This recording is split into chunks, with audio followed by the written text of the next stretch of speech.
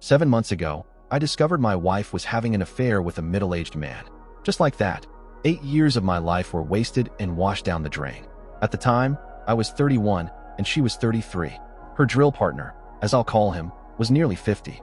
I found out about the affair completely by accident, just a matter of being in the right place at the right time. I had been away on a business trip and was supposed to return the next day, but things wrapped up early, so I decided to drive home and surprise her. Instead of calling ahead, I figured it would be nice to just show up.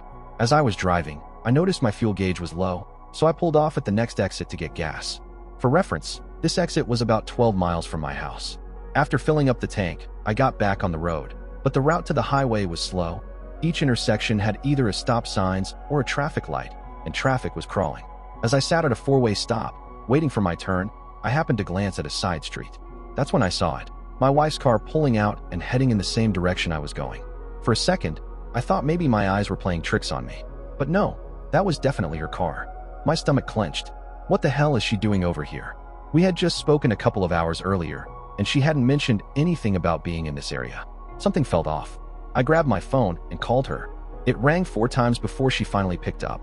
When she did, her voice sounded breathless, rushed, like she had just run a marathon. "Hey," she said, her tone strangely unsteady. "What are you doing?" I asked, trying to keep my voice calm. "Oh," she hesitated for half a second. "I was just about to call you." I frowned. "Yeah? Where are you?"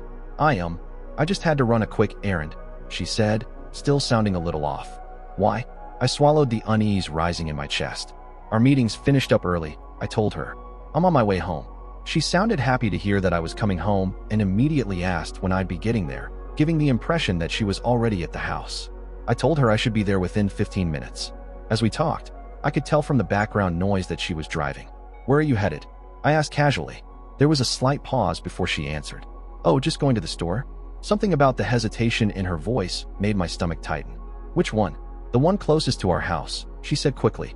That was a lie. I could see her car just a few hundred yards ahead of me, merging onto the highway. There was no reason for her to be this far from home if she was just going to the nearby store. In that moment, I knew she was either cheating on me or involved in something illegal. If not, why would she lie? I considered calling her out on the spot, but then I decided to play along. If she was going to lie, I wanted to see just how deep the deception went. "Great," I said smoothly. "I'll meet you there, and then we can go out for dinner." There was a beat of silence before she responded, her voice a little too eager.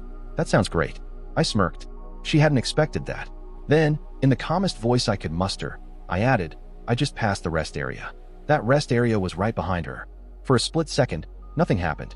Then, suddenly, she slammed on the gas, her car surging forward. Within seconds, she had to be going over 90 miles an hour, tearing down the highway like a bat out of hell. I let out a breath, gripping the wheel tighter. Jesus, she knows I'm onto her.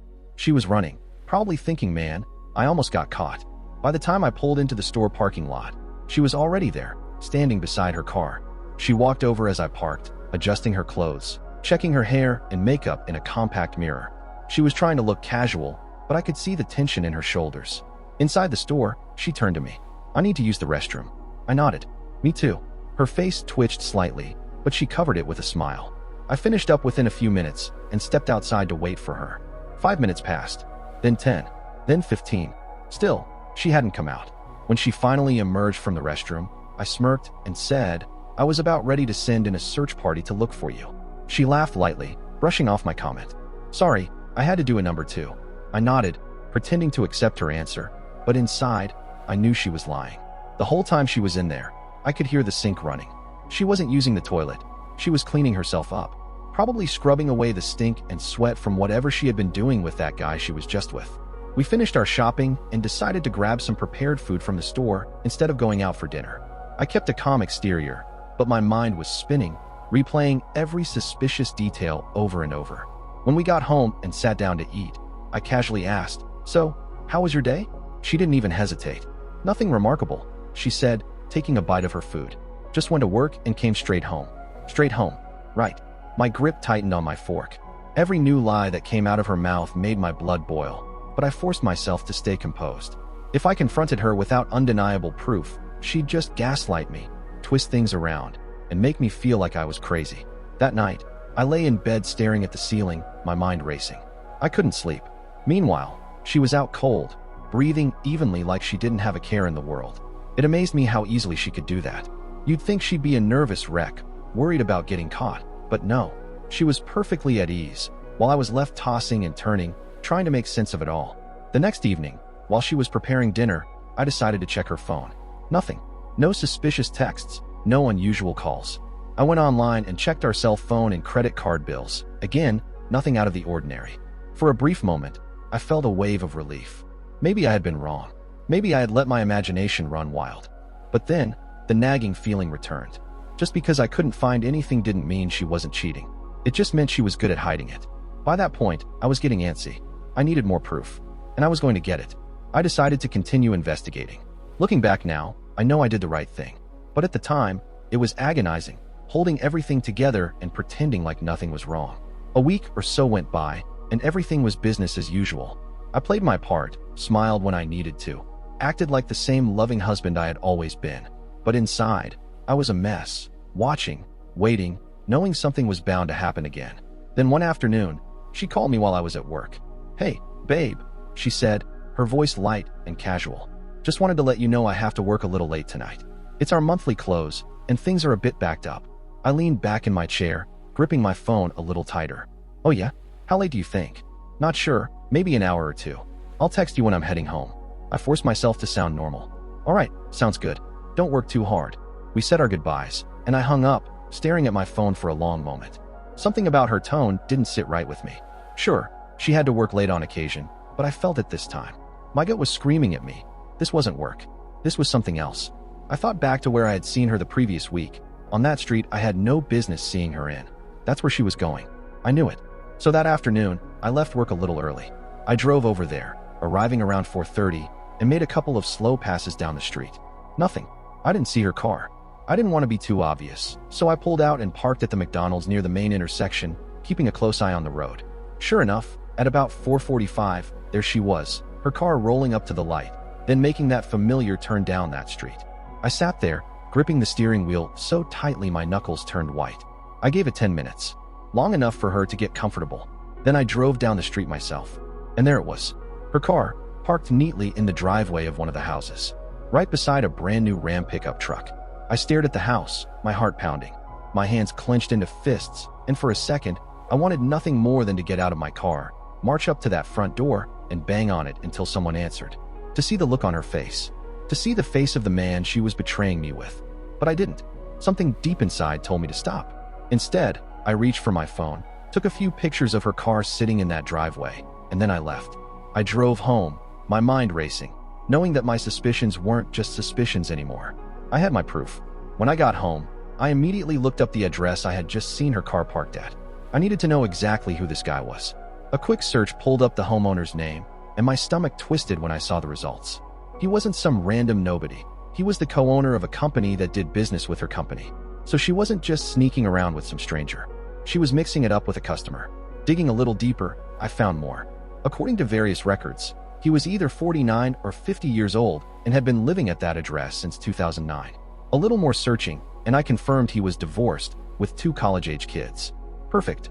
A middle-aged businessman with nothing to lose, preying on a married woman who clearly had no problem stepping out on her husband.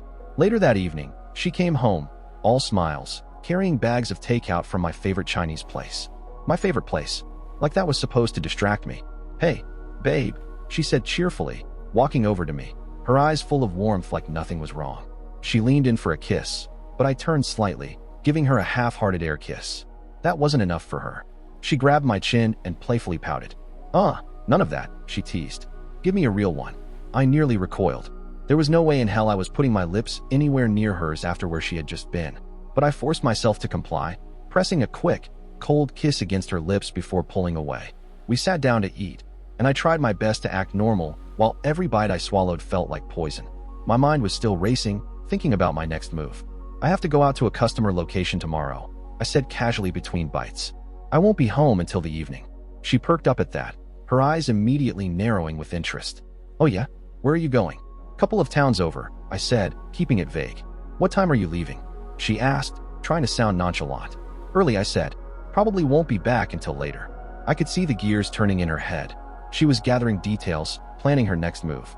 She thought she was slick, but I saw right through her. She smiled sweetly. "Well, don't stop to get anything on your way home. I'll have dinner waiting for you." The thought of that made my stomach churn. Dinner? After she spent her day with him? Cooking for me like some devoted wife? It was sickening, but that dinner wasn't going to happen, because I had other plans in store for her. Of course, I had no actual customer visits planned that day. The only visit I planned was to her drill partner's house. If I found her car parked there again, I was done. No more waiting, no more doubts. I would call her out right then and there, then move out without telling her where I was going. Unfortunately, or maybe fortunately, things played out exactly as I expected. I drove over in the afternoon, and sure enough, there it was. Her car, parked in the same damn spot, just like the day before. My stomach clenched, but there was no shock this time. Just confirmation. I didn't hesitate. I drove straight home, made a hotel reservation, and started packing my clothes. Every fold of fabric, every zipper closing my suitcase felt like sealing the door shut on this marriage. I wasn't even sad, just done. Once I had everything in order, I grabbed my phone and called her. To my surprise, she picked up immediately, her voice bright and cheerful, like she was so happy to hear from me. "Hey babe," she chirped. "What's up?" I clenched my jaw. "What are you doing?" "Oh, just sitting in a conference room, working on a spreadsheet," she said casually, like she wasn't lying straight to my face. "Yeah, you were spreading something, but it sure as hell wasn't numbers on a spreadsheet." "You're lying," I said flatly. A pause. "What?" "I know where you are. I know who you're with. And I know exactly what you're doing," I said, my voice calm but ice cold. "You're either screwing him right now or just finished screwing him. Just like you did yesterday. Just like you did last week." Silence. She didn't even try to deny it. Not a single no. "I swear it's not like that. Nothing. I'm done with you," I continued. "And I won't be home when you get there." Still, no response. Just silence on the other end. I let that sink in for a second, then called her a few choice words. Words I had held back for too damn long. And hung up. I sat back, exhaled, and waited. 20 minutes passed. Then my phone started buzzing. Calls. Texts. Over and over. She was in full panic mode now, and I knew exactly why it took her 20 minutes to start. Because the second I hung up, she turned around, wide-eyed, and told her affair partner, "Oh my God, my husband knows about us." And for the past 20 minutes, she's been scrambling, thinking, panicking, spinning excuses, trying to figure out how to save herself. Now, she's ready to talk. During the next 24 hours, my phone never stopped buzzing. She must have left me 50 voicemails and sent over 100 text messages. I should have blocked her, but a part of me wanted to see just how desperate she'd get. At first, her messages were full of denial. "It's not what it looks like. I can explain." As if there was any explanation that could justify this. As if I hadn't seen her car parked in that driveway twice. When I didn't respond, she shifted tactics. The denial faded, replaced by crying. "I'm so sorry, Frank. Please, just talk to me." Then came the full-blown hysteria. Hours and hours of texts and voicemails of her sobbing, begging for forgiveness. Isn't that how it always goes? They don't care when they're sneaking around, but the second they're caught, they turn into a damn disaster. That night, after checking into the hotel, I stopped by the bar to take the edge off. I hadn't eaten much, so the alcohol hit me fast, numbing the rage just enough. When I got back to my room, I did what I needed to do. I called our parents and laid it all out. I was feeling loose from the drinks, so I didn't hold anything back. I told them everything, every disgusting detail. My mom gasped. "Frank, no, she wouldn't." "She did." I cut in, my voice flat. "She's been screwing some guy in his 50s, a customer of her company." I caught her. Silence. Then my dad, always the steady one, cleared his throat. "Son, are you sure?" I let out a bitter laugh. "Dad, I saw her car at his house. Twice. She lied straight to my face while she was in his house. When I confronted her, she didn't even deny it." "What else do you need?" My mom's voice broke. "I thought you two were happy." I stared at the hotel ceiling, feeling nothing. "Yeah, so did I." They were horrified, shocked. Just like me, they had believed we had a perfect marriage. But that was just an illusion, wasn't it? Over the next few months, I stayed in hotels while working through the divorce. I avoided all contact with her. No calls, no messages. No one except my parents knew where I was. I didn't trust anyone else not to tell her. Everyone was on my side, except for her closest friends, of course. But even my friends, my family, they all kept saying the same thing. "You should at least meet with her. Let her explain. Give her a chance to apologize to you in person." From the messages she'd been leaving me and the reports I was getting from mutual friends, I knew she wasn't handling things well. It wasn't surprising. She had gone from sneaking around behind my back to full-blown panic the moment she realized I wasn't coming back. But instead of letting her deal with the consequences of her own actions, her friends decided to make it my problem. At first, it was just pressure, pleading texts, long-winded voicemails from people I barely knew, all saying the same thing. Just talk to her, Frank. She's not doing well. At least let her explain. Then her older sister jumped in, and that's when things got nasty. One evening, my phone rang, and I answered without thinking. Big mistake. Frank, what the hell is wrong with you? Her sister's voice was sharp, angry. She's falling apart, and you don't even care? I closed my eyes, already exhausted. This isn't my problem. She's not eating. She's not sleeping. God, Frank, she loved you. She made a mistake, and you're just throwing everything away like it meant nothing? I clenched my jaw. It did mean something. That's why I'm not tolerating this. She threw it away the second she climbed into bed with someone else. Her sister scoffed. So you're just going to ignore her? What if something happens to her? What if she hesitated, then spat out the words, if she does something drastic, that's on you. That was it. That was the line. I took a deep breath. Let me be very clear. Her choices are not my responsibility. She made this mess, not me. And if you, or anyone else, tries to guilt me into taking her back, you can forget my number.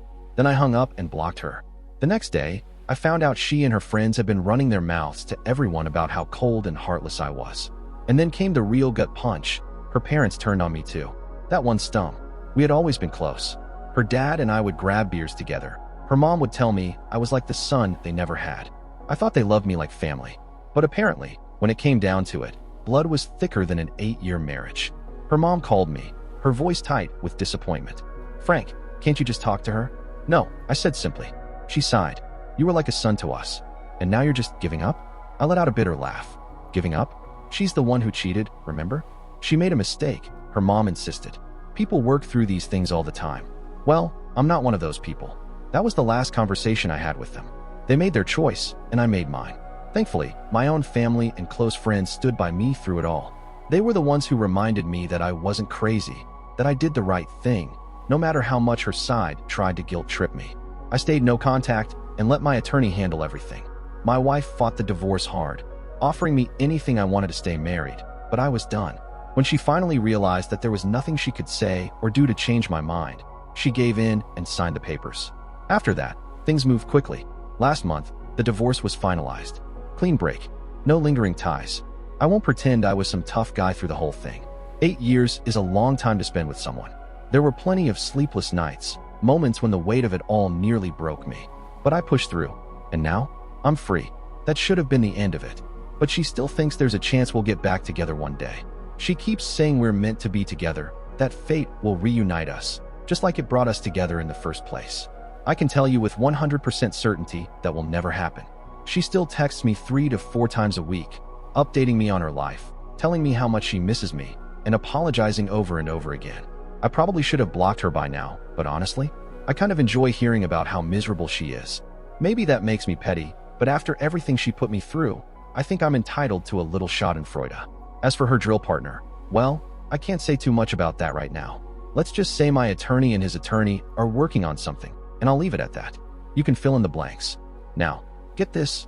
She told me that he meant nothing to her, that she cut all contact with him. But you know what? I don't care. It doesn't matter if he was just a meaningless fling or the love of her life. The fact is, she betrayed me, and there's no coming back from that. 7 months later, her drill partner handed me $200,000 to drop the case. Well, I took the money. No sense dragging things out when I had already won in every way that mattered. I was now free of a cheating wife, and better still, I got paid for it. Some people might call it hush money, but I call it compensation for my wasted years. A few weeks ago, I got a call from an unknown number. I don't usually answer those, but something told me to pick up. Frank, it's Linda. Her mother's voice came through, shaky and uncertain. I almost hung up right then, but I waited. I knew why she was calling. She collapsed at home. They found her on the floor. She wasn't eating, wasn't sleeping. The doctors say it's severe depression. They put her in a rehab facility. I didn't say anything. What was I supposed to say? That I felt sorry for her? That I'd come running back to save her from the mess she made? Linda sniffled on the other end. Frank, please. If you just talk to her. No. My voice was firm. Cold. She's not my problem anymore. She's sick, Frank. She needs help. I cut her off. She needed to think about that before she spread her legs for another man. I owe her nothing. Silence. Then, in a small, defeated voice, she whispered, she still loves you. I let out a bitter laugh. She loved me so much she screwed another man in the middle of the day? No, Linda. She loved the life I gave her, the stability, the comfort. But me? If she really loved me, she wouldn't have destroyed everything we built. Frank, don't call me again. And I hung up. I knew then that as long as I stayed in this city, they'd always keep coming after me. With that money, I bought a small farmland out in the countryside, a place far from the noise and the memories. I got myself a few animals, chickens, goats, even a couple of horses. I traded in the stress of corporate life for the peace of wide-open fields and early morning sunrises. I left my job for good. No more meetings, no more deadlines, no more dealing with people I didn't want to deal with. Out here, it's just me, the land, and the animals. I wake up with the sun, work with my hands, and breathe in the fresh air. For the first time in a long time, I feel good. Not just emotionally, but physically and mentally.